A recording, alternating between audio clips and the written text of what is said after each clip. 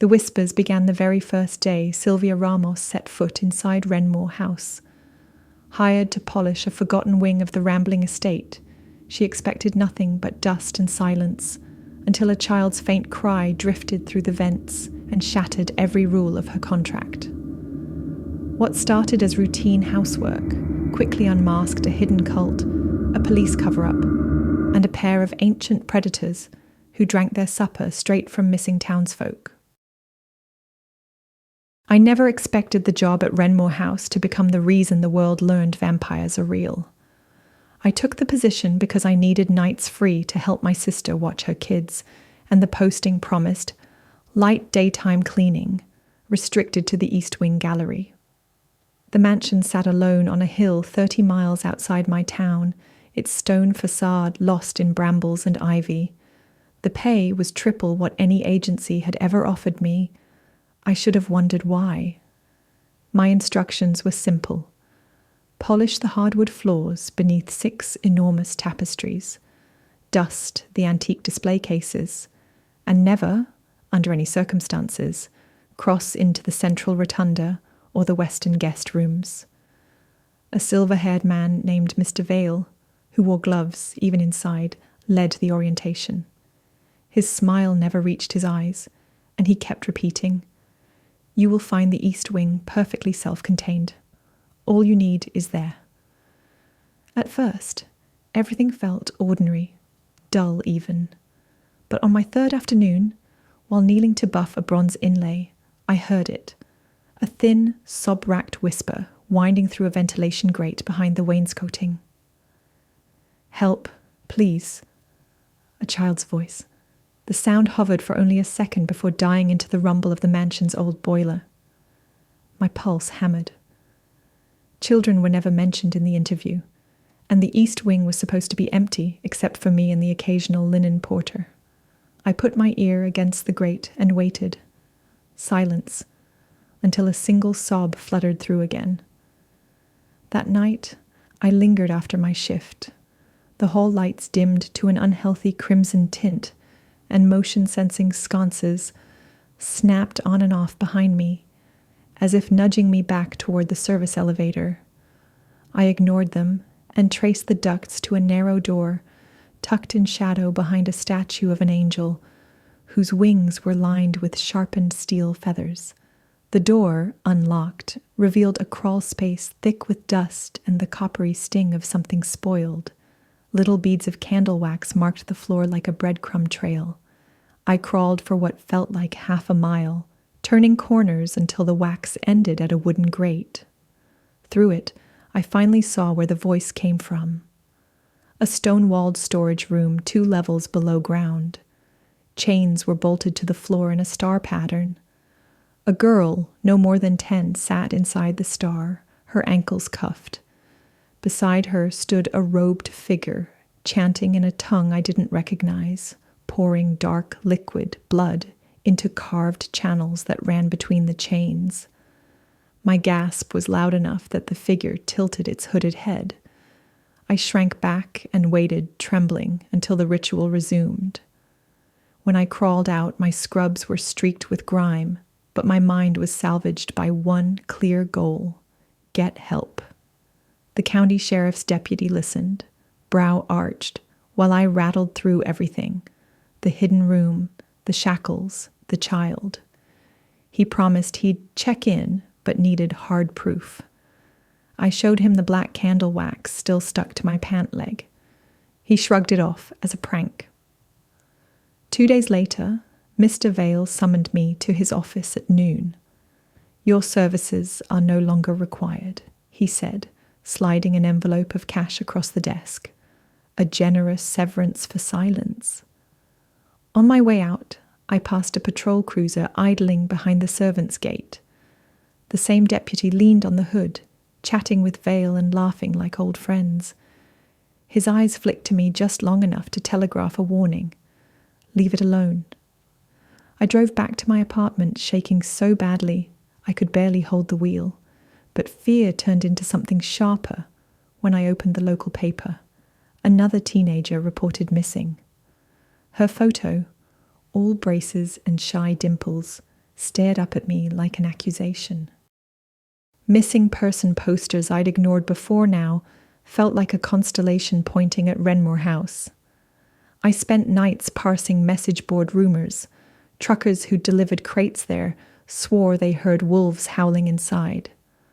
A hiker claimed the mansion's greenhouse glowed blood red at dawn. A disgraced historian hinted that Wrenmoor's original owner practiced solar alchemy, code, I guessed, for vampirism. If the police were in on it, I was alone. But I wasn't helpless. I'd grown up on a ranch. Rifles and shotguns were no mystery. My father left me his 12-gauge Mossberg and an old pump action full of rock salt shells, useless against living men, but maybe not against things that flinched from purity. Hardware store UV floodlights could mimic sunlight long enough to blind. Garlic powder? Maybe superstition, maybe not. So I bought it by the pound, along with mirror panels, duct tape, and a crowbar. Parking on an overlook across the valley, I watched the mansion for 3 nights. Luxury SUVs rolled in at twilight and out again before dawn.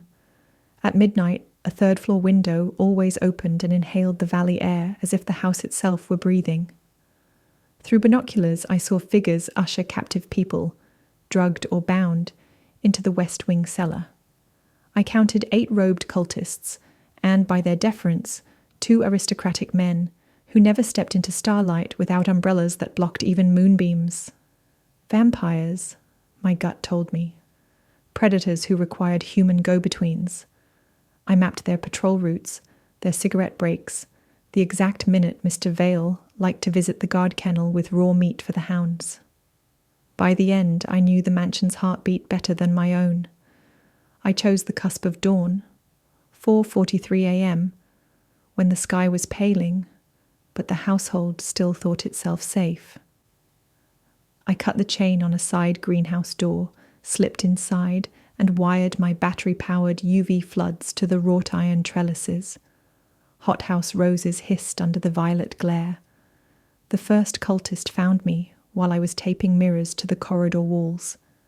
His baton swung. I ducked, rammed the crowbar into his knee, and pumped a rock salt shell into his thigh. The blast ripped cloth and flesh, leaving white crystals embedded in blood. He shrieked, an unholy, sibilant yelp that echoed down the marble hall. Good. Let them come. 3 more charged. My second shell burst against ribs, the third against a temple. They weren't dead, just blinded, crawling, leaving slick trails I hopped over on my way to the guest room wing. When I kicked in the forbidden door, I finally saw them.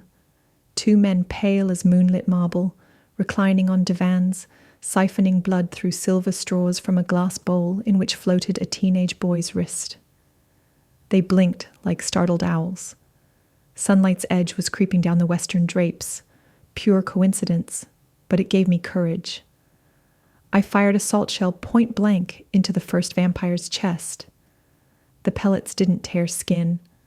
They sizzled, smoke curling from luminous pinpricks. He screamed, voice shredding from velvety bass to bestial rasp. The second bolted for a lever that would slam armored shutters, but I lobbed a mirror panel like a discus, shattering it against the pulley system. Mechanisms jammed, grey dawn spilled in. Where the light touched their flesh, it browned, bubbled, and sloughed off, exposing twitching muscle that charred to ash. They clawed toward shadows that no longer existed. In less than a minute, both were heaps of smouldering cinders, staining Persian rugs. Locks were ceremonial in this house of arrogance. The cellars opened under a single crowbar strike. 10 people sat chained to iron rings. 2 teenagers, a pair of hikers I recalled from a news segment, a city council woman no one realized had vanished yet, and Heartkick, the sobbing girl from the crawl space. Drugged but conscious, they recoiled when I entered, mistaking me for another robed tormentor, until I shattered the first chain with a mallet. Relief became frantic gratitude. Together we moved from cage to cage, setting captives free, arming them with broken chair legs and shattered wine bottles for the trek out.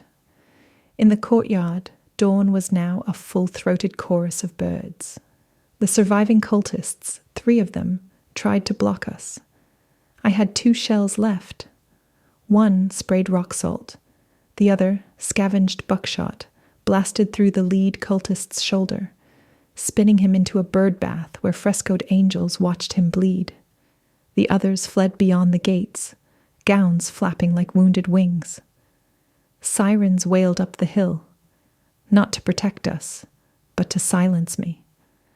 I positioned the freed captives on the mansion's front steps and shoved a UV floodlight into the deputy's face the second he emerged from the cruiser. His reflexive howl and blistering skin told the watching reporters everything. Because yes, reporters were there. I'd phoned every local station from the vampire's own landline moments before, ranting about sunrise proof, daring them to catch the exclusive. 2 vans arrived just in time to film ash-scarred carpets, empty robes, and a deputy writhing under artificial sunlight. Even if the footage got buried, too many eyes had now seen. Investigations swept the country. FBI forensic teams unearthed decades of remains beneath Wrenmoor's lawn. An Interpol notice linked similar mansions across Europe and South America. Medical examiners finally labelled a cause of death no coroner had ever written with a straight face: exsanguination by non-human predators.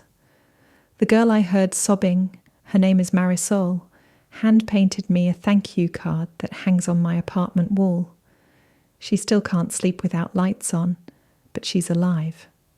So are the other 9. The sheriff resigned in disgrace. Mr. Vale vanished.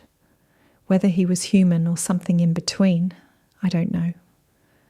Occasionally, a white-gloved handprint appears on my mailbox, then fades by dawn. I scrub blood from tile better than anyone in 2 counties, and I can still fold hospital corners into a sheet with my eyes shut. But I'm also the reason emergency drills now include vampire containment protocols. Children learning their ABCs know V stands for vanquish as well as vampire. All because a cleaning lady followed a sob through a ventilation shaft and refused hush money. I write these words so the next time you hear a child crying where no child should be, you'll believe your ears over the people who urge you to ignore them. Evil depends on secrecy. Sunlight, real or electric, turns secrets to smoke. You don't have to be special to burn monsters to ash. You just have to drag them into the light. And if you still doubt any of this, come visit the charred ruins of Wrenmoor House at dawn. Scoop a handful of the grey dust that stains the flagstones. Hold it to your nose. It smells like candle wax, sulphur, and something that once had a pulse. I know. I spent an entire paycheck buying bleach strong enough to wash that smell off my hands, but some stains are worth keeping.